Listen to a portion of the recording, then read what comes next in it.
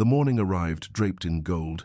as though nature herself conspired to mock the trembling heart of Lady Rosalind Ashworth.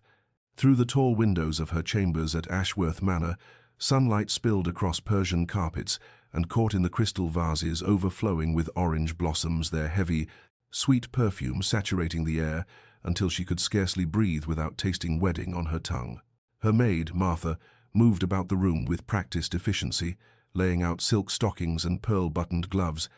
while her mother's seamstress made final adjustments to the ivory gown that hung like a ghost against the mahogany wardrobe. Rosalind sat motionless at her vanity, watching her own reflection as though observing a stranger, her chestnut hair being arranged into an elaborate coiffure threaded with seed pearls and white roses. She looked, she thought distantly, exactly as a bride should look, porcelain skin, lips touched with just enough color to suggest health rather than artifice,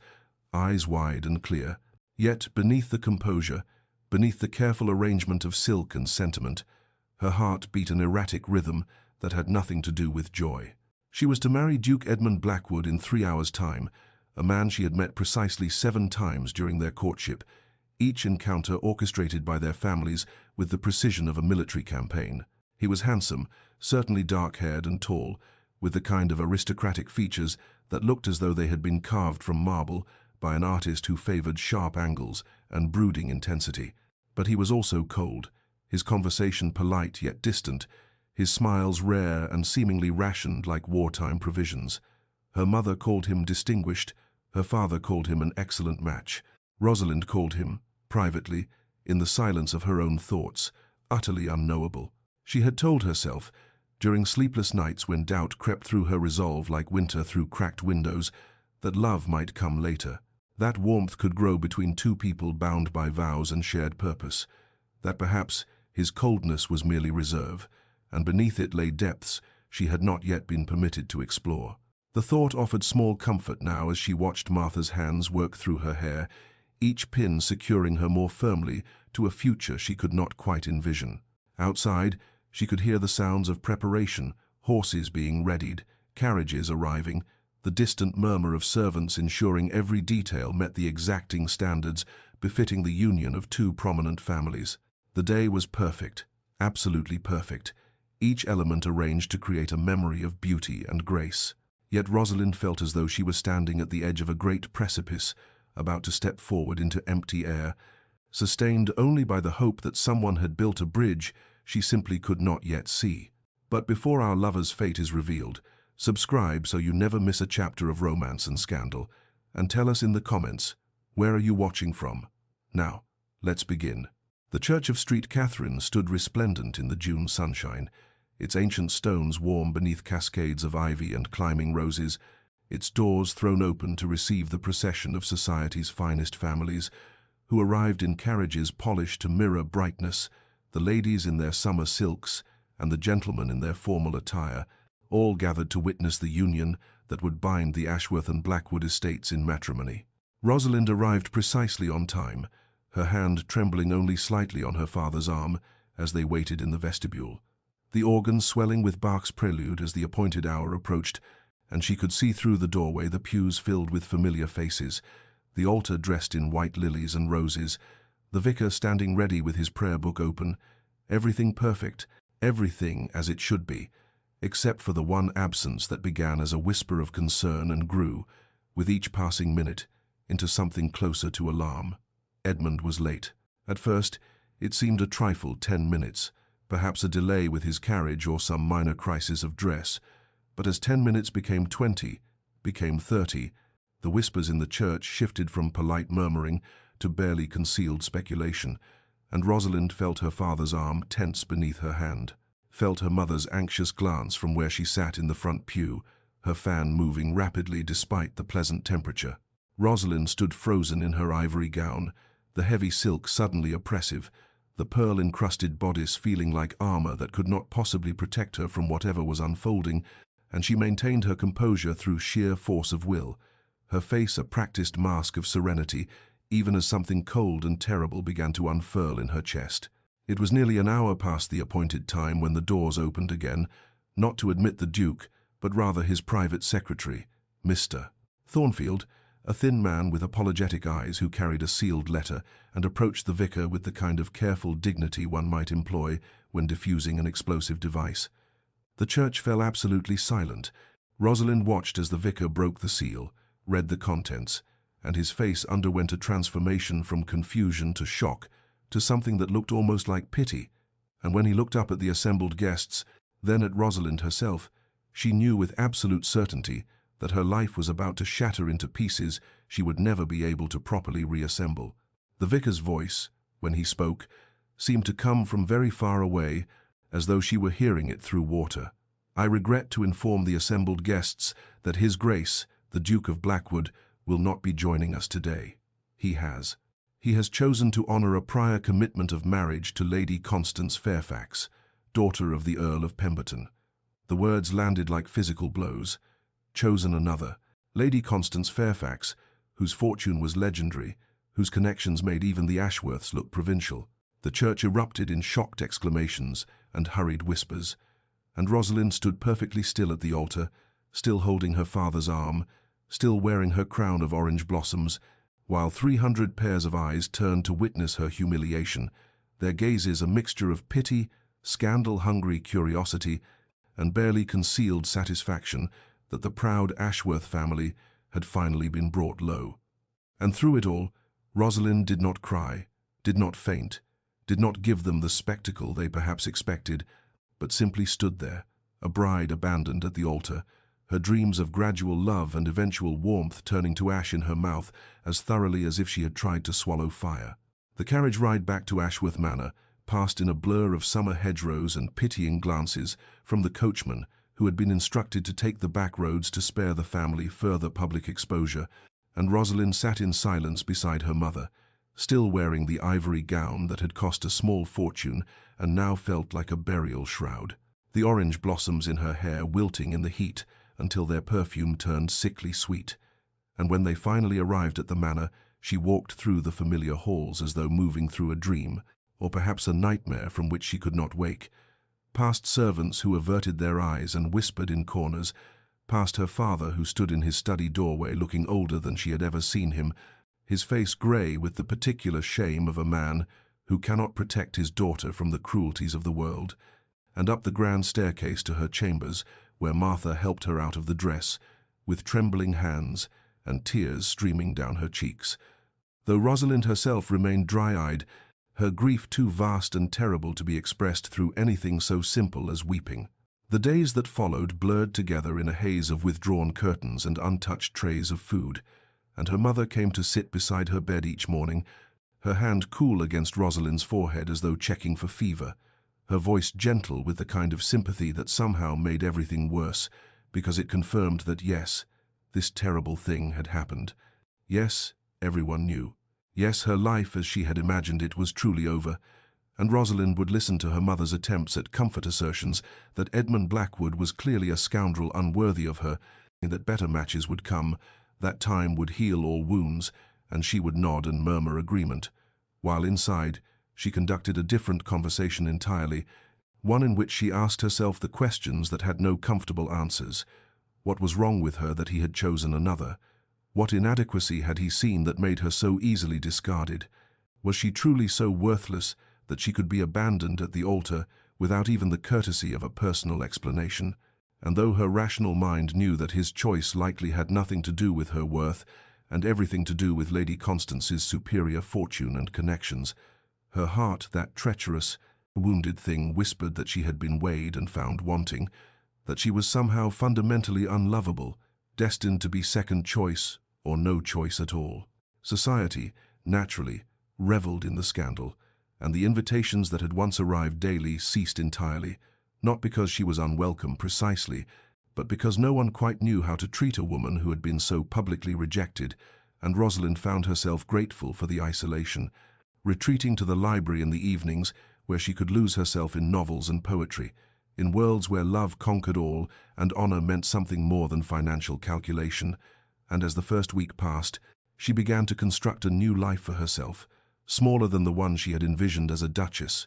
quieter and more contained, a life of books and gardens and perhaps, eventually, a kind of peace that came from accepting that some dreams were simply not meant to be realized. And though her heart still ached with a pain so profound it sometimes made breathing difficult,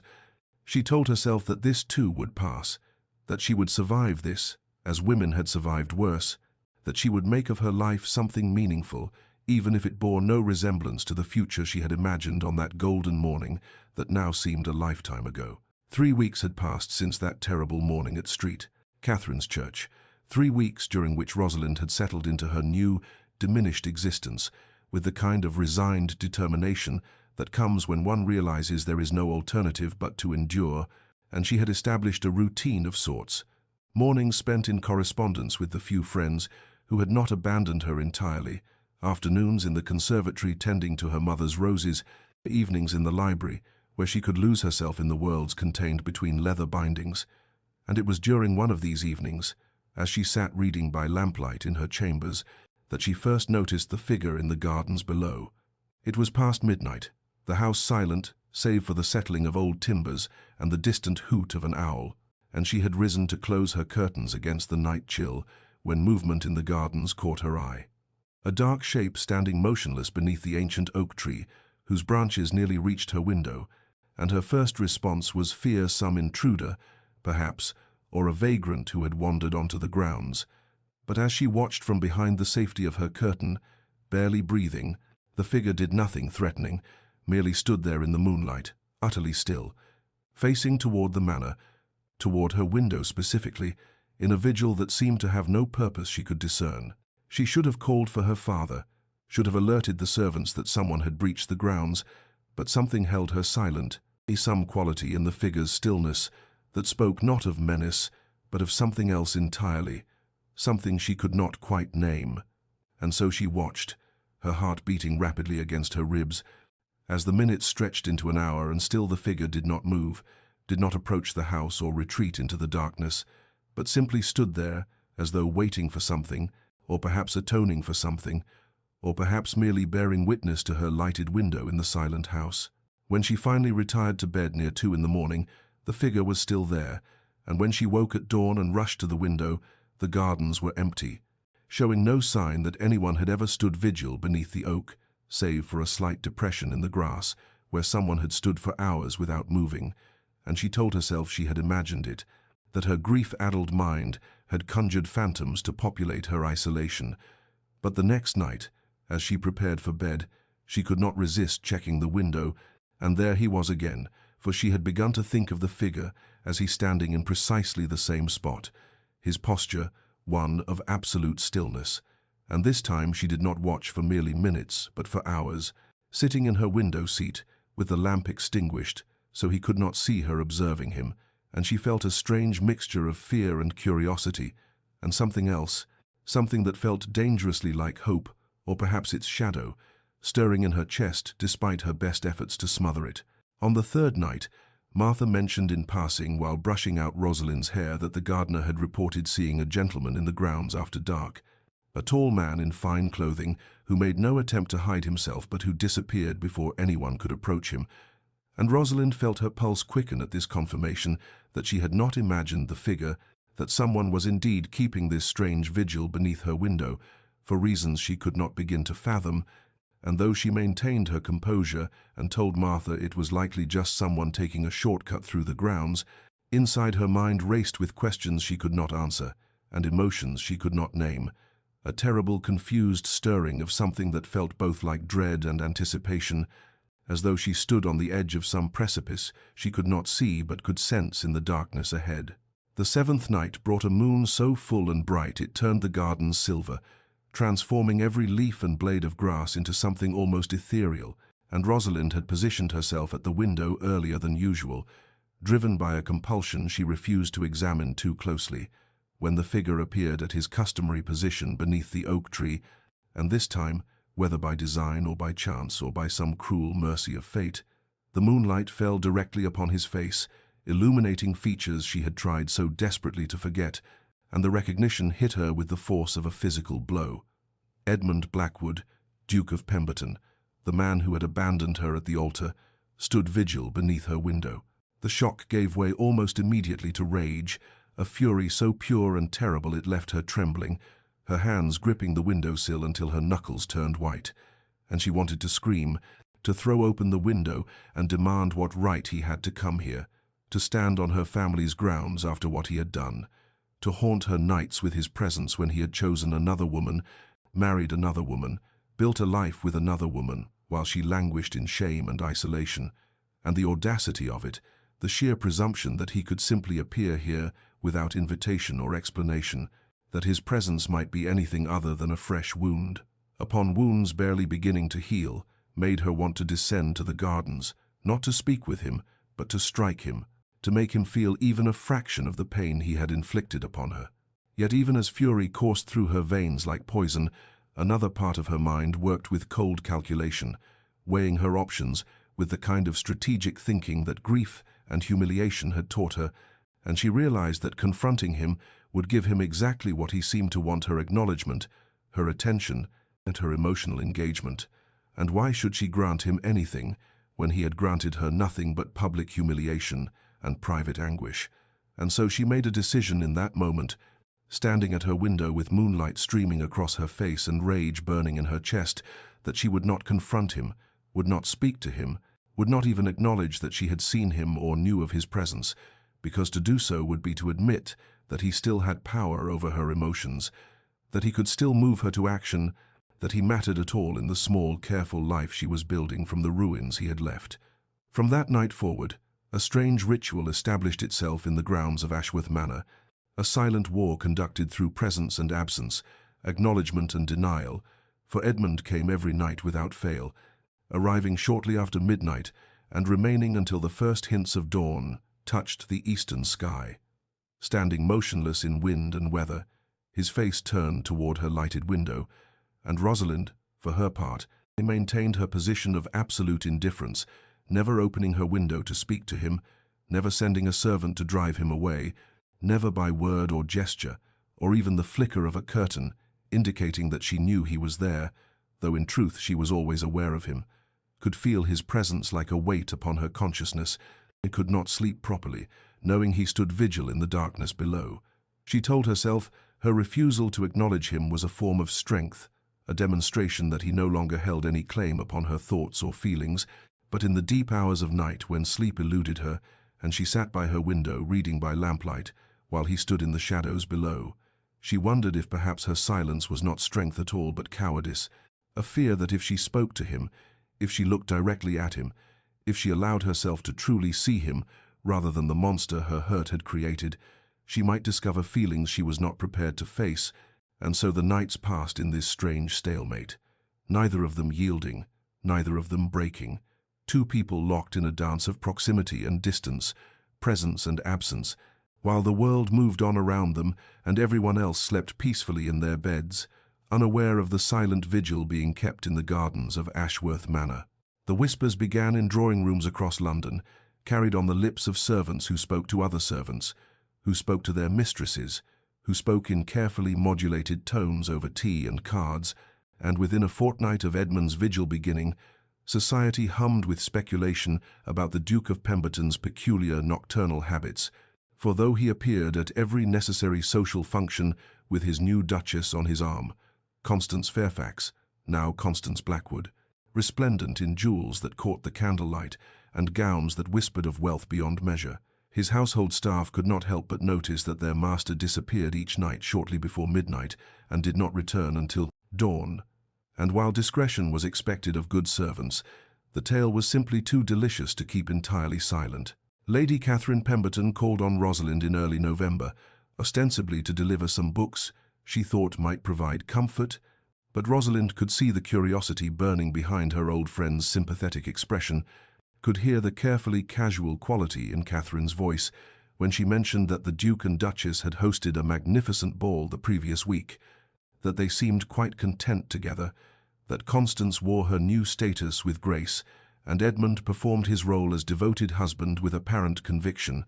and then, after a pause that felt calculated, Catherine added that nonetheless there were the strangest rumours about the Duke's whereabouts at night. Had Rosalind heard anything, living so close to his usual route, if he were indeed travelling somewhere,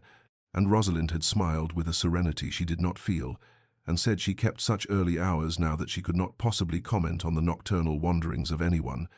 let alone a man who had made his indifference to her abundantly clear. Other visitors came with similar missions, thinly veiled as concerned Mrs. Hartwell, with her piercing eyes and talent for extracting confessions, young Amelia Bradshaw, who had always been more honest than tactful, and asked outright if it was true that the Duke came to Ashworth Manor under cover of darkness. Lord and Lady Sinclair, who spoke vaguely of seeing a figure matching Edmund's description in the village at odd hours, and to each Rosalind presented the same composed facade, neither confirming nor denying,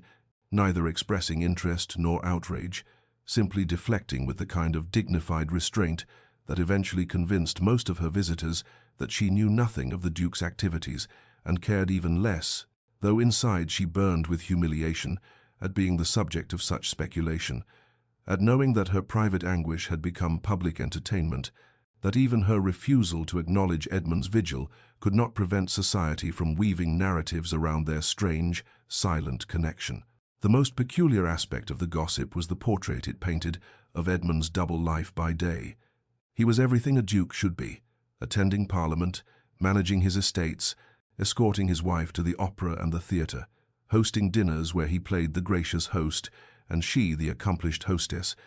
and by all accounts they presented a picture of marital harmony that should have put to rest any speculation about the haste of their union.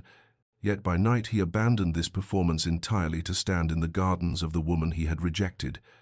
and Rosalind could not reconcile these two versions of the same man, could not understand how he could smile at Constance over breakfast and then spend the dark hours standing beneath another woman's window, could not fathom what purpose this vigil served or what he hoped to achieve through this strange penance. As October gave way to November and November began its slow march toward December, the pattern remained unbroken. Edmund at social functions with Constance, Edmund in the gardens with his silent vigil, Rosalind maintaining her stubborn refusal to acknowledge him, while society watched and whispered and waited for something, anything, to break. Late autumn arrived with the kind of cold that crept beneath even the heaviest shawls, transforming the once verdant gardens into a landscape of bare branches and frost-touched earth, and on a particularly brutal November night, when rain fell in sheets so thick it obscured everything beyond a few feet, Rosalind stood at her window watching the storm with a mixture of satisfaction and unease, certain that tonight at least Edmund would abandon his vigil, that even his inexplicable determination could not withstand such weather. Yet as midnight approached, she saw the familiar figure materialize through the rain like a ghost, taking his customary position beneath the oak tree, as though the storm were nothing more than a mild inconvenience, and something shifted in her chest, not forgiveness, not yet, perhaps never, but a crack in the armor of her resolve, a hairline fracture in the wall of indifference she had so carefully constructed. She watched him stand there as rain soaked through his greatcoat, watched the way he never sought shelter beneath the broader branches, never turned his collar up against the wind, simply stood with his face tilted toward her lighted window as water streamed down his features, and the stillness of him in the midst of such chaos struck her as either profound devotion or profound madness, possibly both, and she found herself moving closer to the window, her hand reaching for the latch before she caught herself and pulled back, furious at her own weakness, at the traitorous part of her heart that wanted to call down to him, to demand he come inside before he caught his death,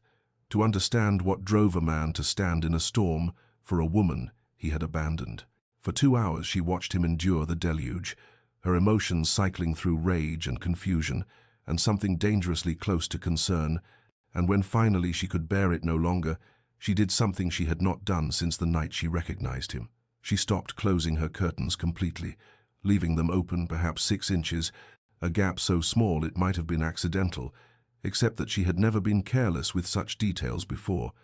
and though she told herself it meant nothing, was merely practical, so she need not stand so close to the glass to observe whether he had finally shown sense and departed. She knew, even as she made the excuse that it was a lie, that this small opening in her curtains was an acknowledgement, however minute, a signal, however subtle, a crack in the facade of her indifference. Edmund noticed immediately. She saw the way his posture changed ever so slightly, saw something shift in the set of his shoulders, though he made no other movement, offered no gesture of triumph or relief, simply stood in the rain, with his gaze fixed on that narrow opening, as though it were a door thrown wide in welcome. And the rest of the night passed in this new configuration, Rosalind behind her partially opened curtains, and Edmund in the storm below, neither speaking, neither approaching,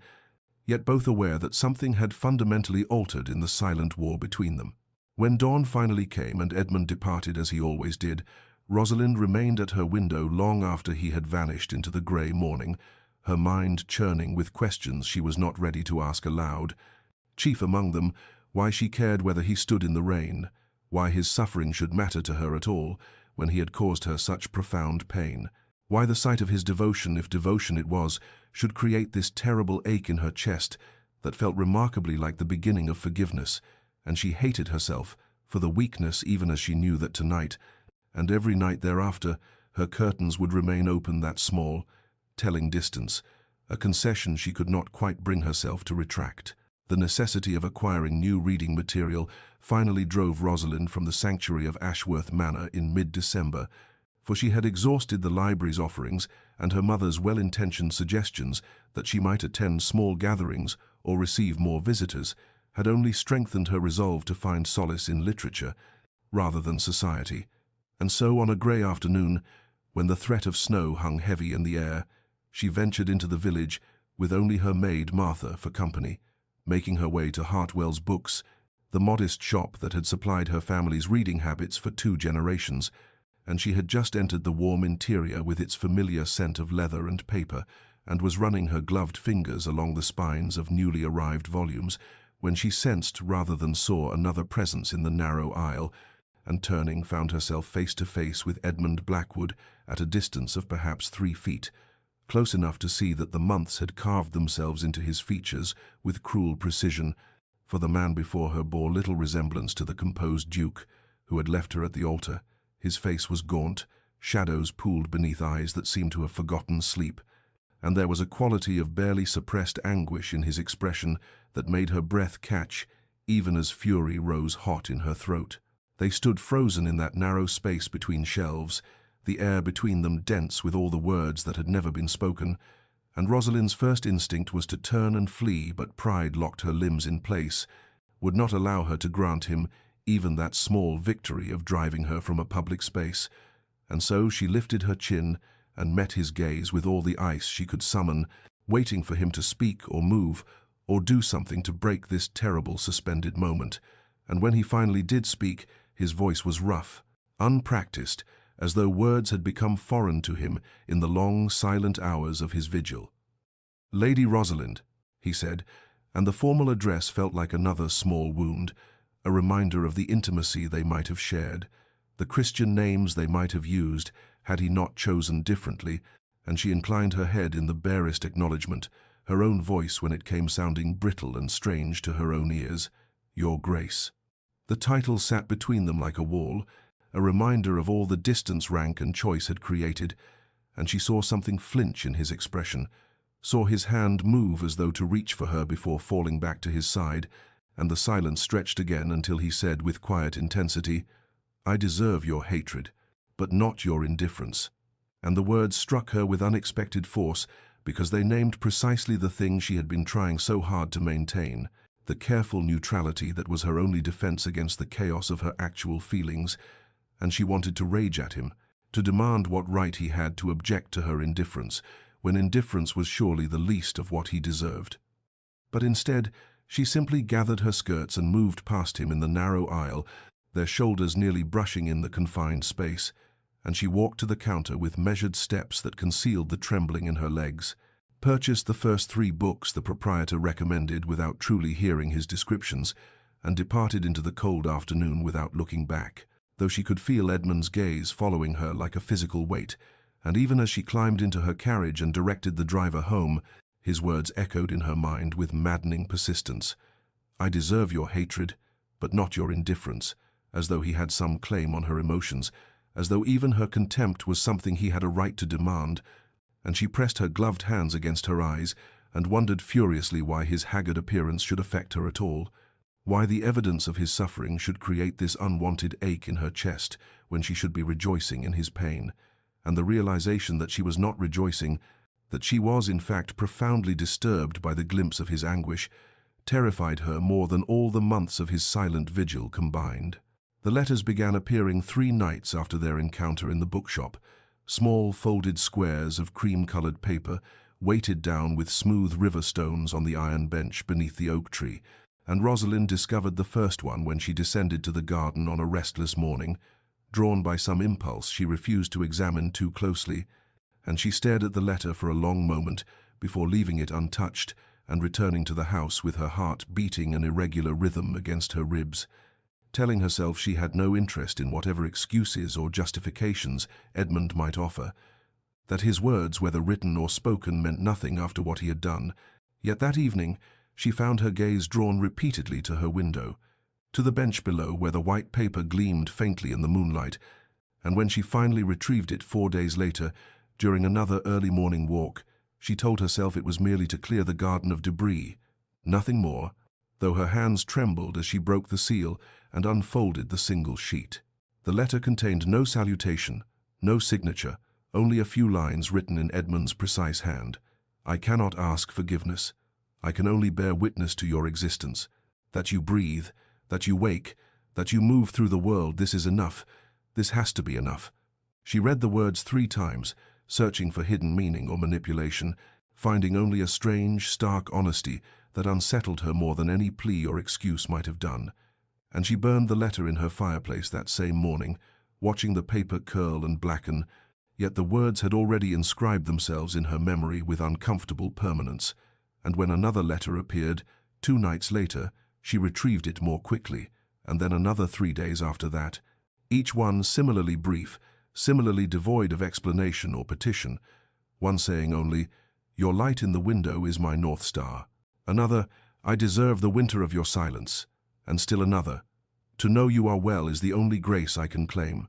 And the more letters she read, the more confused she became, because this was not in what she had expected. Not apology or excuse-making or attempts to win her sympathy, but rather a kind of witness, as though Edmund were simply documenting his own unworthiness while affirming her existence,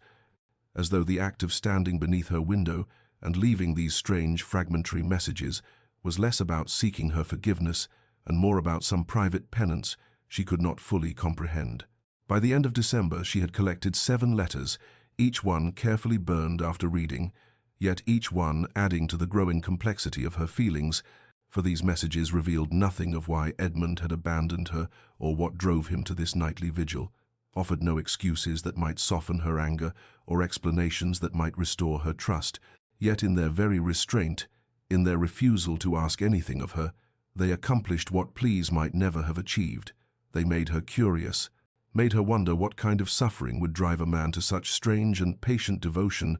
made her question whether the Edmund who left these careful acknowledgments of his own unworthiness was the same man who had chosen wealth and convenience over their arranged marriage, and she hated that her certainty was eroding, hated that these brief cryptic messages were creating cracks in the wall of her righteous fury, hated most of all that she had begun waiting for the letters, checking the bench each morning with something uncomfortably close to anticipation,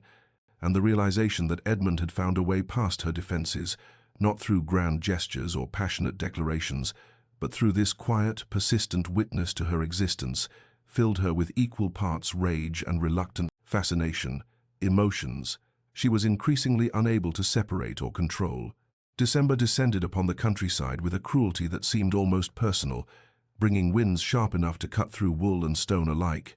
and temperatures that turned morning frost into crystalline armor, coating every surface. Yet Edmund's vigil continued without pause or shelter, and Rosalind found herself watching not with satisfaction, but with growing alarm. As night after night he materialized beneath the oak tree, despite conditions that drove even hardy laborers indoors, standing in his dark greatcoat with snow gathering on his shoulders like some penitent saint from a medieval painting. And she told herself her concern was merely human decency, that she would worry for any creature exposed to such elements. Yet the tightness in her chest when she saw him shivering in the moonlight felt far more specific than general compassion, and the society pages that arrived with her mother's morning tea only deepened her confusion, for they painted vivid pictures of the Duke and Duchess of Blackwood presiding over elaborate winter entertainments at their London residence, Constance radiant in sapphire silk, Edmund the perfect attentive husband, their household apparently the very model of aristocratic harmony. And Rosalind would read these accounts in the morning and then watch Edmund standing alone in the freezing dark each night and wonder how one man could occupy two such different realities, and how he could smile and dance and play the devoted spouse by day, yet spend his nights in this strange, lonely penance. And the disconnect between his public performance and private suffering created questions she could not answer, complications she did not want to acknowledge. The night of the winter solstice brought temperatures so severe that even the house's great fireplaces could not entirely banish the cold from the rooms, and Rosalind woke past midnight to see Edmund already in position beneath the oak, his breath visible in great clouds of white vapor, his stillness absolute, despite the way his shoulders hunched against the bitter wind, and something in her broke watching him there, some final barrier between anger and compassion, crumbling like ice struck with a hammer, and before she could reconsider, she was pulling on her heaviest dressing gown and making her way downstairs, not to confront him but to gather the thick woolen blanket from the library, the one her father had favored during his final winter, and she slipped out through the morning-room door and crossed the frost-hard ground to the bench where Edmund always stood, her heart hammering with the audacity of this small kindness, and she draped the blanket across the bench's wooden surface and retreated quickly to the house without looking toward the oak tree, without acknowledging his presence in any direct way, maintaining the fiction that she simply happened to be airing bedding in the middle of a frozen night. When she reached her window and finally allowed herself to look down, she saw Edmund standing motionless as always, but his gaze was fixed on the bench, on the dark wool of the blanket, and even from this distance she could see something shift in his posture, some infinitesimal relaxation of the rigid control he maintained, and after a long moment he moved to the bench and gathered the blanket around his shoulders, and the sight of him wrapped in her father's old covering created such a complex tangle of emotions in Rosalind's chest that she had to press her hand against the window pane to steady herself, and she understood with sudden clarity that this was a conversation, that the blanket was a word spoken into the silence between them, neither forgiveness nor absolution, but a recognition that his suffering was real and witnessed. And when he looked up toward her window, she did not hide, but let him see her there, let him know that this small mercy was deliberate and conscious, and the way his hand rose to his heart in wordless acknowledgement made her turn away, trembling, wondering what she had begun, what door she had opened with this one simple gesture of human kindness toward the man who had destroyed her future. And as she climbed back into bed, she could still see him in her mind's eye, wrapped in wool that smelled of pipe smoke and old books and her father's gentle presence, standing vigil in the killing cold. And she did not know whether she was offering comfort or cruelty, mercy or prolonged torture, knew only that she could no longer maintain the fiction of indifference, that Edmund Blackwood's pain had become somehow entangled with her own,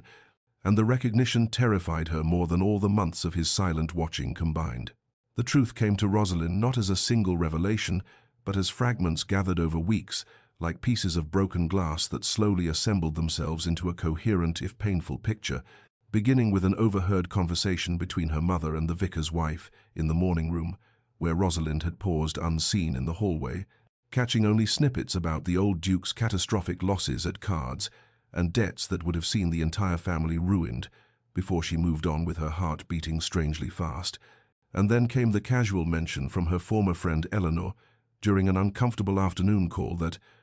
of course, everyone knew Lord Fairfax was desperate for a ducal connection after that business with his banking interests, willing to pay handsomely for the prestige, delivered with studied carelessness that suggested Eleanor knew exactly how each word would land, and gradually, through careful questions posed to servants who still held loyalty to her, through society pages read with new attention to what they did not say rather than what they proclaimed, through the concerned observations of her mother, who had her own network of information, Rosalind pieced together the shape of Edmund's impossible situation, learning that his father, the old Duke, had gambled away not merely a fortune but the very foundation of the Blackwood estate, and that creditors had been circling like carrion birds, ready to strip the family of everything, including the ancestral lands that had been held for 6 generations. that Edmund's 3 younger sisters would have been left without dowries or prospects or even the basic dignity of a home, and that Lord Fairfax, with his nouveau riche desperation for aristocratic connections, had offered a devil's bargain, a complete forgiveness of all debts, and a substantial settlement besides, in exchange for Edmund's marriage to Constance, an arrangement proposed and accepted mere days before Edmund's scheduled wedding to Rosalind, leaving him facing a choice between honouring his commitment to a woman he had chosen freely and saving his entire family from ruin and disgrace. The knowledge settled over Rosalind like ash after a fire, covering everything in grey ambiguity, where before there had been the clean, bright lines of righteous anger, and she found herself lying awake at night, imagining Edmund receiving that offer, seeing in her mind's eye the moment he must have understood what was being asked of him, the calculation he must have made, weighing his own happiness and honour against his family's survival. And though her fury at his choice remained, it was joined now by something else, something uncomfortably close to unwilling understanding, for what would she have done in his place? Would she have chosen differently if her own mother and sisters faced destitution, if their futures depended upon her sacrifice? And the questions tormented her because they had no easy answers, because Edmund's betrayal was no less devastating for having comprehensible motivations, yet she could no longer maintain the simple narrative of his selfishness and cruelty, could no longer tell herself he had merely chosen wealth over love, when the reality was so much more complex and terrible, a choice between 2 kinds of honour, with no path that did not require betrayal of someone, and understanding this did not heal her wounds, but it changed them, transformed her anger from something pure and sustaining into something more complicated and painful, a grief not just for what she had lost but for what Edmund had lost as well. For the man who stood each night beneath her window was not the villain she had needed him to be, but rather someone who had made an impossible choice and was living with the consequences, bearing witness to his own unworthiness with a persistence that suggested he knew no penance could be sufficient, yet could not stop himself from offering it anyway. And Rosalind wept when this understanding finally crystallized fully, wept not with the hot tears of outrage, but with the slower, colder tears of recognition that the world was crueler and more complicated than she had believed, that sometimes there were no good choices, only terrible ones, and that Edmund Blackwood was perhaps as much a victim of circumstances as she was, trapped in a marriage of convenience while his heart kept its nightly vigil beneath an oak tree, and she did not know if this knowledge made forgiveness possible or merely made her own. Continued anger feel petty and small, knew only that she could no longer see him simply as the man who had abandoned her, but must reckon with him as someone who had abandoned himself as well, and the shift in her perception felt like standing on ground she had believed solid, only to discover it had been slowly eroding beneath her feet all along. The storm arrived on a January night with the fury of something biblical, wind screaming around the manor's stone walls like a living thing in torment, sleet striking the windows with such force that Rosalind feared the glass might shatter, and she stood at her usual post, watching the garden dissolve into chaos, telling herself Edmund would surely seek shelter tonight, that even his stubborn penance had limits. Yet as the hour of his vigil approached, she saw the familiar figure emerge from the darkness and take his position beneath the oak tree, and something inside her broke completely, watching him stand there as sleet turned his greatcoat to a sheet of ice and wind threatened to knock him from his feet, and she was moving before conscious thought could intervene, pulling her cloak over her nightdress and descending the stairs with her heart hammering against her ribs, driven by something larger than anger or pride or the careful distance she had maintained for 6 months. And when she burst through the garden door into the teeth of the storm, Edmund turned toward her with an expression of such naked shock that she nearly fled back to safety. But instead she crossed the ice-slick ground to where he stood shivering violently, his face raw and red from wind, his eyes reflecting lightning, and she had to shout to be heard over the gale. "You are a fool, Your Grace, to stand here in this. What purpose does it serve to make yourself ill or worse?" And Edmund looked at her as though she were an apparition, his voice hoarse when he finally spoke, words torn away by wind so she had to move closer to hear. "The same purpose it has served every night, Lady Rosalind, to bear witness, to remember what I destroyed." And something in his phrasing, the word destroyed rather than lost, unlocked the words she had been holding back for months, and she found herself shouting into the storm. You chose duty over love. I understand that now. I understand the debts and the impossible situation. But what I cannot forgive, what I will never forgive, is that you did not tell me yourself. You did not give me the dignity of explanation or the choice to understand. You let me stand at that altar like a fool while society whispered and pitied, and that cowardice, Lord Blackwood, that failure of courage, that is what stands between us. Not your marriage to Constance, but the manner of your abandonment. And she was weeping now, tears hot against her frozen cheeks, and Edmund stood before her with sleet gathering on his shoulders like judgment, and said with terrible quiet that somehow carried over the wind's shriek, "You are absolutely right. The choice between Constance and you was forced upon me by circumstances beyond my control, but how I handled it, how I fled like a coward and sent a letter instead of facing you with truth, that was my choice alone, and it was the choice of a weak man who could not bear to see your pain, who could not endure being the cause of your tears, and so I made you endure something far worse, public humiliation and abandonment, and that is why I stand here, not seeking forgiveness, because I know there can be none,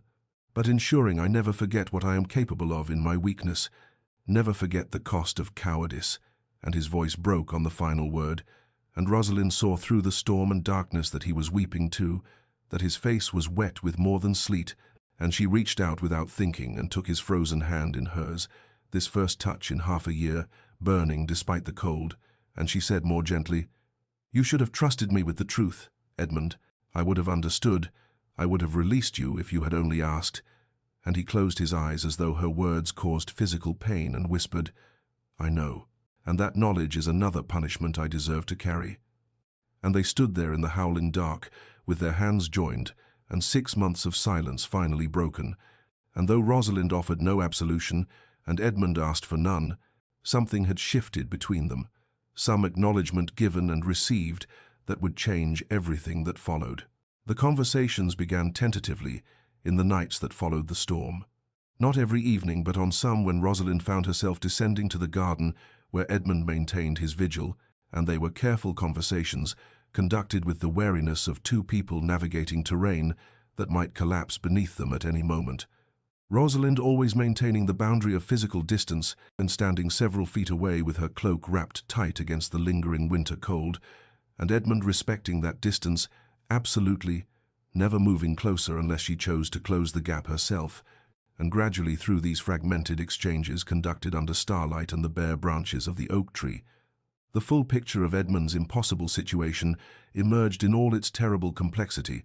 how his father's gambling had not been the casual losses of a gentleman at cards, but rather a systematic destruction of the family's financial foundation over years of increasingly desperate wagers and debts accumulating like snowfall until they had buried the estate entirely, how the creditors had given Edmund 1 month to produce payment or lose everything, including Blackwood Hall itself, which had been in his family since the time of the first Elizabeth, and how his 3 sisters, the youngest only 14, would have been left without even the basic provisions for their futures, condemned to lives of genteel poverty or worse. And Edmund's voice, when he spoke of this, carried a weight of responsibility that Rosalind recognized as both noble and crushing, the burden of being the only son, the heir upon whose shoulders rested not just his own fate, but that of everyone who depended upon the family name. He told her about Lord Fairfax's offer, how it had come mere 5 days before the wedding, presented not as a choice but as a salvation with conditions, complete erasure of all debts, and a settlement of £30,000 in exchange for Edmund's marriage to Constance, and how Edmund had spent those 5 days in a kind of waking nightmare trying to find another solution, writing to every connection his family possessed, seeking loans or extensions or any alternative path, only to be refused at every turn, because word of the old Duke's debts had spread, and no one wished to throw good money after bad, and finally on the 4th night he had made his choice, or rather accepted that no real choice existed, that duty to family must supersede personal happiness. He must take precedence over the quiet hope he had been nurturing that his marriage to Rosalind might become something real and warm and chosen. Constance understood from the beginning, Edmund said one night, when frost glittered on the ground between them like scattered diamonds. Her father arranged it as he arranged everything in her life, and she accepted it with the resignation of someone who had never expected to marry for love. But you, Rosalind, you were different. You were the one thing I had chosen for myself, the one decision I had made from the heart rather than duty. And destroying us, was the price of preserving everything else,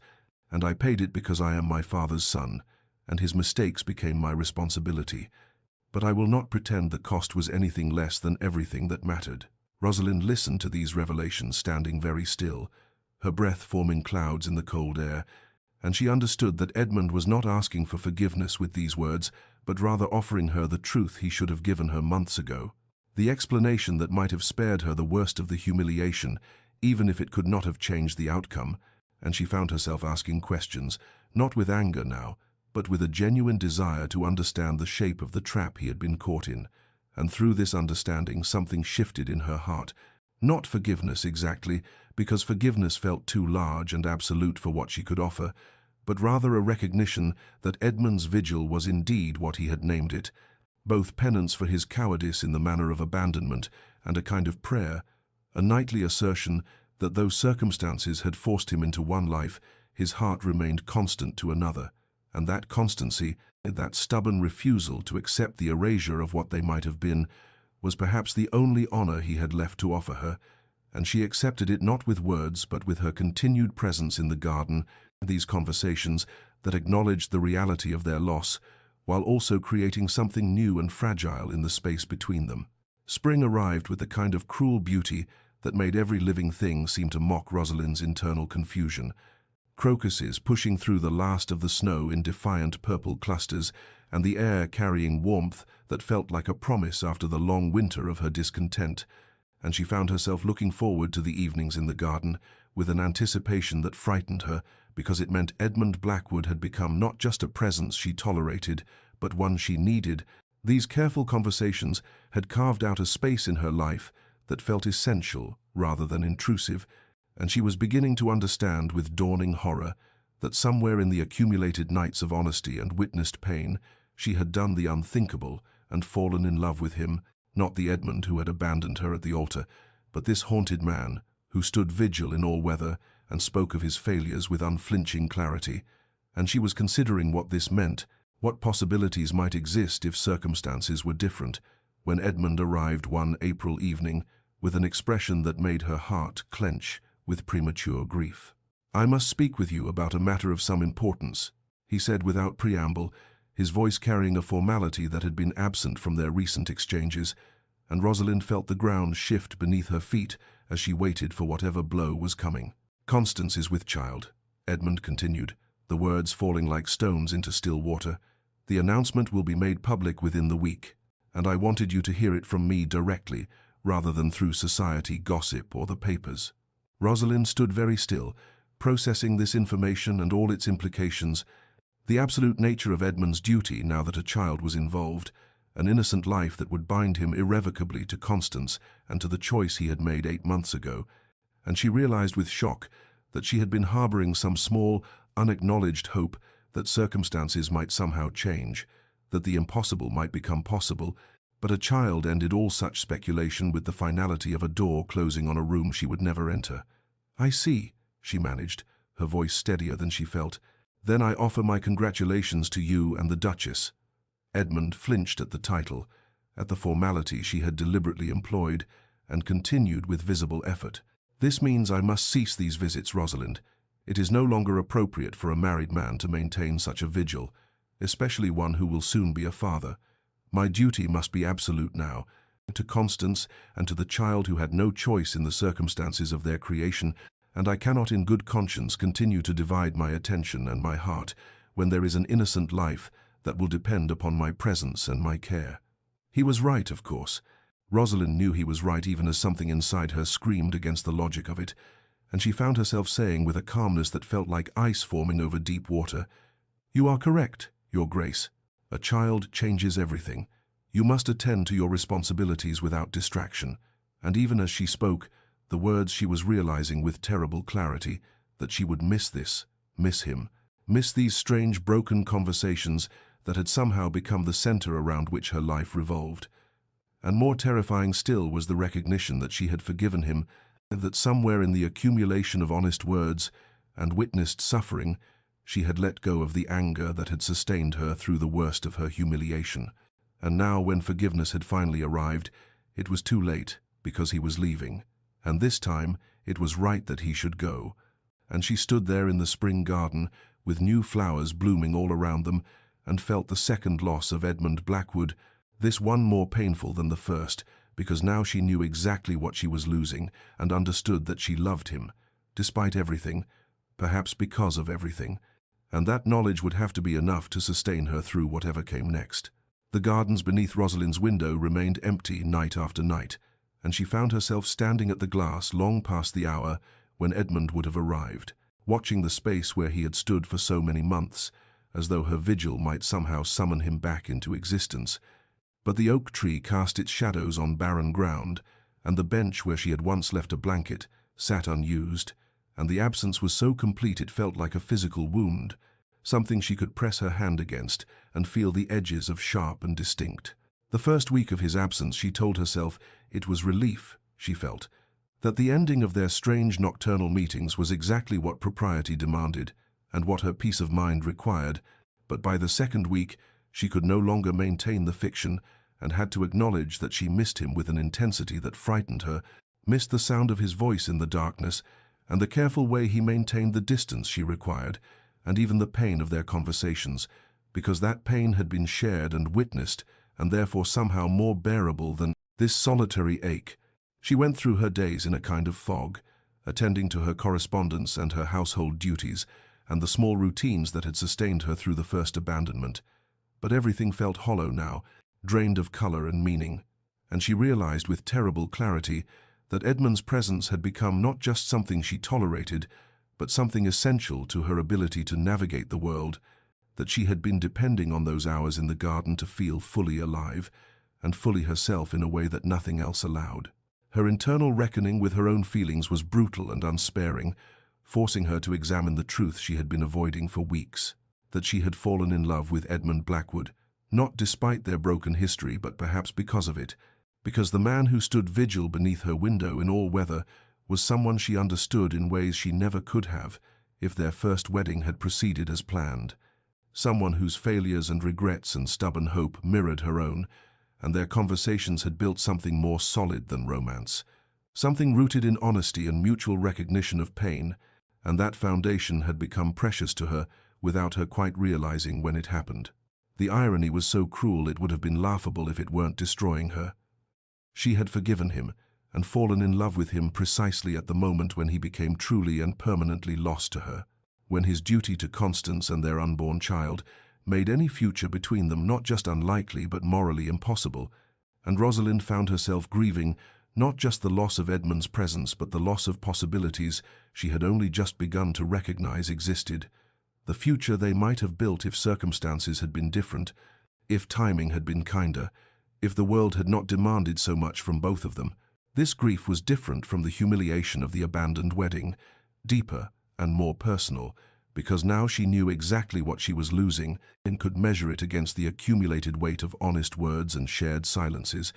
and she understood with devastating clarity that loving someone and losing them twice was a particular kind of torment, each loss compounding the other until she could hardly remember who she had been before Edmund Blackwood had entered her life, and then left it, and then returned only to leave again, and she stood at her window night after night, watching empty gardens and learning to live with an absence that felt like amputation, necessary perhaps, but no less crippling for its necessity. The knock came near midnight 3 weeks after Edmund's final visit, urgent enough to wake Rosalind from the half-sleep that was all she managed these days, and when her maid appeared at the chamber door with wide, frightened eyes, saying there was a lady downstairs who insisted on seeing her immediately,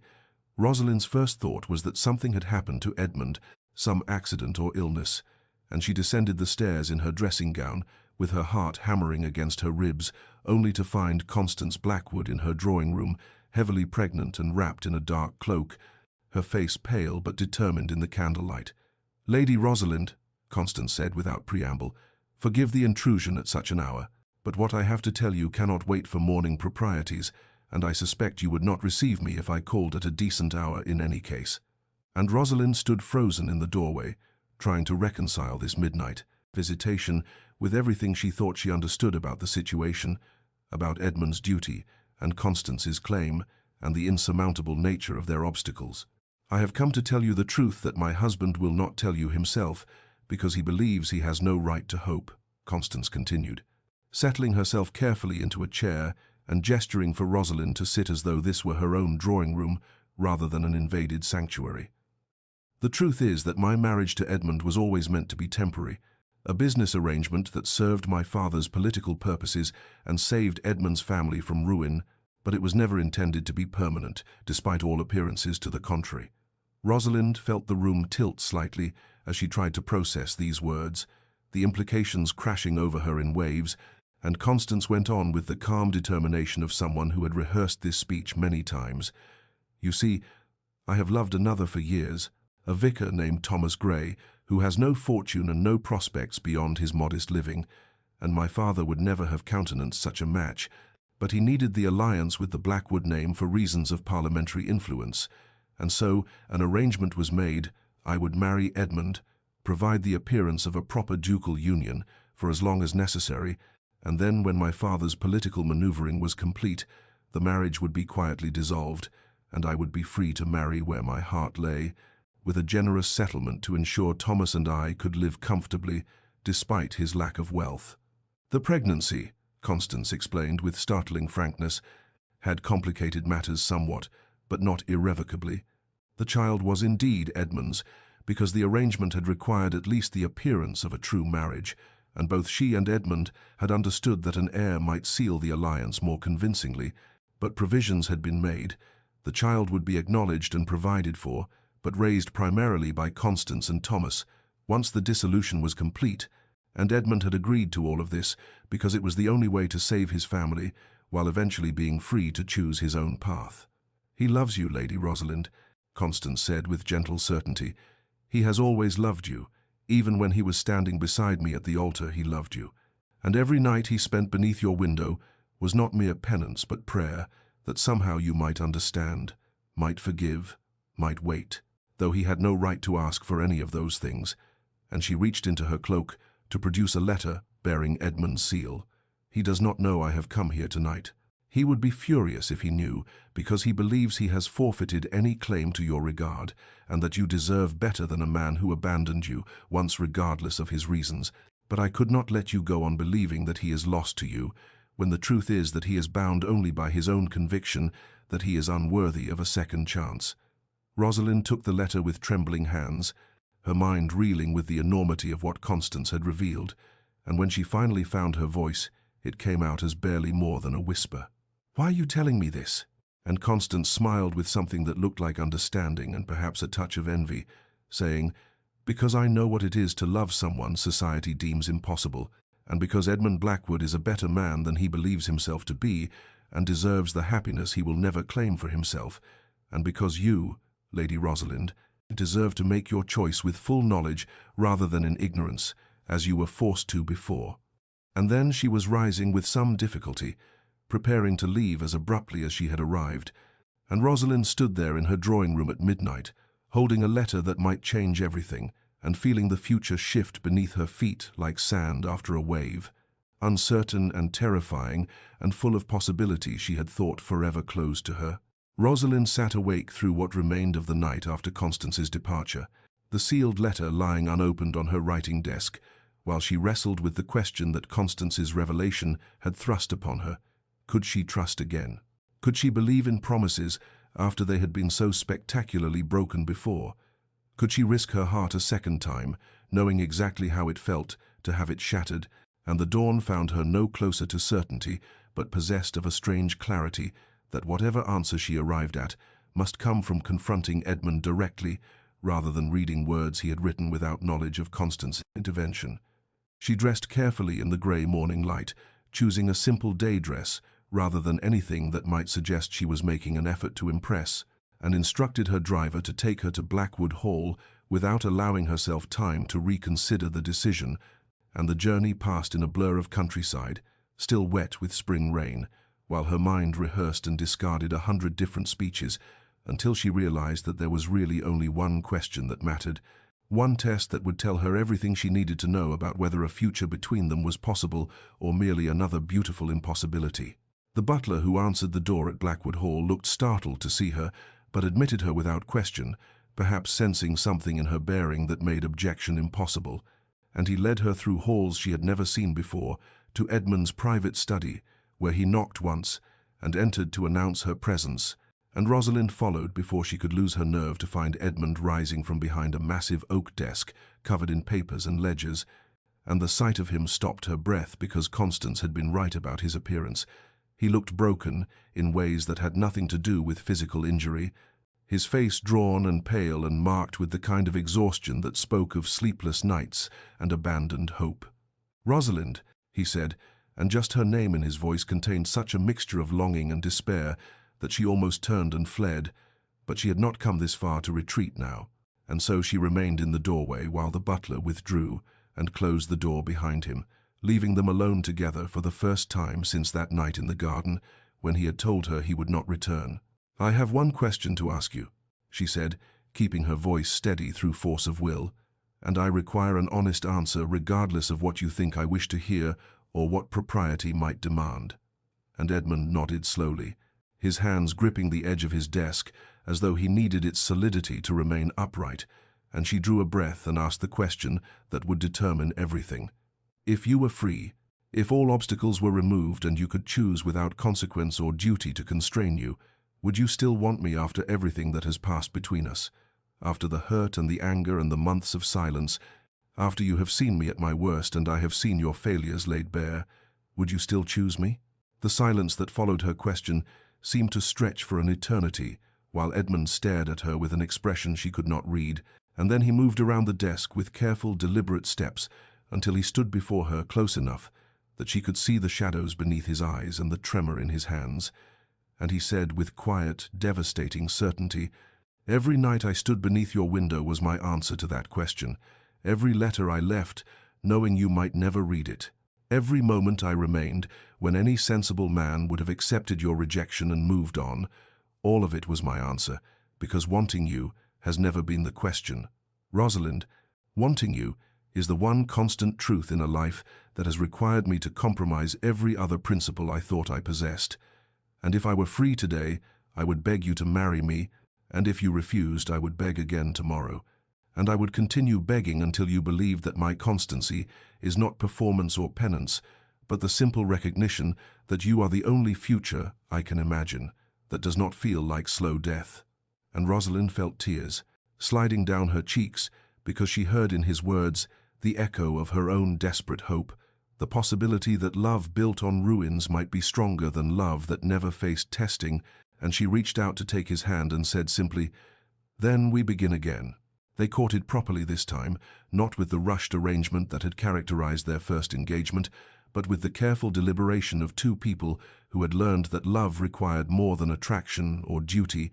and Edmund called at Ashworth Manor 3 times each week at respectable hours with Rosalind's mother present as chaperone, and they walked in the gardens where he had once kept his vigil and spoke of everything they had never discussed before, their childhoods and their fears, their disappointments and their dreams, the small details that comprised the texture of their inner lives rather than the polished surfaces they presented to society. The scandal that erupted when Constance's marriage was quietly dissolved sent shockwaves through the ton, and when she married her vicar in a simple ceremony 3 months later with her infant daughter in attendance, society pages overflowed with speculation and condemnation, but Rosalind found she cared less for their opinions than she once had, because she had learned through hard experience that public perception bore little relationship to private truth, and she weathered the gossip with Edmund at her side, their relationship growing stronger through the shared experience of social censure rather than weakening beneath it. They spoke often of the past because Rosalind insisted that they could not build a future on unexamined wounds, and Edmund answered every question she posed about his choices and his marriage to Constance with painful honesty, and gradually she came to understand not just what he had done, but why. And more importantly, she came to believe that he understood the depth of hurt his actions had caused regardless of their necessity, and this acknowledgement proved more valuable than any amount of apology, because it meant he truly saw her pain, rather than merely regretting his own role in causing it. The months passed in a series of small revelations and accumulated trust, walks through spring gardens and summer meadows, conversations that stretched from afternoon tea until the early evening stars appeared, and Rosalind discovered that Edmund possessed a dry wit she had never suspected, and a tenderness in discussing his younger sisters that spoke to depths of feeling his public demeanor never revealed, while Edmund learned that Rosalind's quiet dignity masked not coldness as society believed, but rather a fierce protective instinct that guarded a deeply feeling heart, and they found they shared a love of poetry and a skepticism about fashionable society's values, and a desire for a life built on substance rather than appearance. When Edmund proposed in August, nearly a year after Rosalind had walked into his study and asked if he would still want her, he did so without the presumption of certainty that had characterized their first engagement, kneeling in her mother's drawing room, with his voice shaking slightly as he asked whether she would do him the honor of becoming his wife, and he made clear that she should take whatever time she needed to consider, that he would wait as long as necessary for her answer, that his constancy was not contingent on her immediate acceptance. And Rosalind found that this uncertainty, this genuine question rather than assumed arrangement, was itself a kind of proposal she could trust, because it acknowledged her agency and her right to choose or refuse without consequence to his regard. She said yes that same afternoon because she had spent months learning to trust again and had discovered that love built on honesty and mutual understanding felt entirely different from love built on hope and assumption. And when Edmund slipped his grandmother's ring onto her finger, not the ostentatious diamond he had offered before, but a simple band of gold set with small sapphires, she felt the rightness of the moment settle into her bones like recognition, like coming home after a long journey through foreign lands, and she knew that whatever challenges lay ahead, they would face them together with eyes open and hearts willing to weather storms, because they had already survived the worst and emerged not broken but tempered, not bitter but wise, not hardened but capable of deeper feeling for having known what it meant to lose and find each other again. The wedding took place on a cool October morning in the small chapel at Ashworth Manor, the same chapel where Rosalind had been baptized as an infant and where her father's funeral had been held, and the choice of venue was deliberate because she wanted this marriage to begin in a place that held her history, rather than in the grand cathedral, where society could perform its judgments, and the guest list numbered barely 20 souls, only immediate family and the few friends who had remained constant through scandal and separation, and Rosalind dressed in her mother's chambers, wearing not the elaborate ivory gown that had hung unworn in her wardrobe for months after the first failed wedding, but rather a simple dress of pale blue silk with minimal adornment, her hair arranged in a loose style that felt more like herself than the elaborate construction the previous ceremony had demanded, and her mother wept as she fastened the pearl necklace that had belonged to Rosalind's grandmother around her neck, tears of joy rather than the anxious concern that had marked that other morning so long ago. Edmund waited at the altar looking both terrified and grateful, wearing a dark coat without ostentatious decoration, and when Rosalind entered the chapel on her uncle's arm, she saw him draw a sharp breath, as though he still could not quite believe she had agreed to this second chance, and she met his eyes directly as she walked toward him, no longer the uncertain girl who had made this journey before, but a woman who had been broken and rebuilt and knew exactly what she was choosing and why. The vicar who performed the ceremony was the same man who had waited uselessly at the grand cathedral before, and if he felt any irony in the situation, he gave no sign, conducting the service with simple dignity, and when the moment came for vows, Edmund's voice shook as he spoke words he had written himself rather than the traditional formulation, saying, "I stand before you unworthy of this grace you offer, but determined to spend every day of my remaining life proving myself worthy of your trust, knowing I can never erase the pain I caused, but hoping to build something beautiful enough that the weight of joy will eventually balance the weight of sorrow. And I promise you honesty above all things, because pretty lies nearly destroyed us both, and only truth brought us back to each other." And Rosalind felt tears slide down her face, but they were clean tears unmarred by bitterness, and when her turn came, she said, "I choose you, knowing exactly what choosing means, not with blind hope, but with open eyes. Not because I have forgotten pain, but because I have learned that love built on truth and forgiveness is stronger than love, that never faced testing. And I promise to meet your honesty with my own,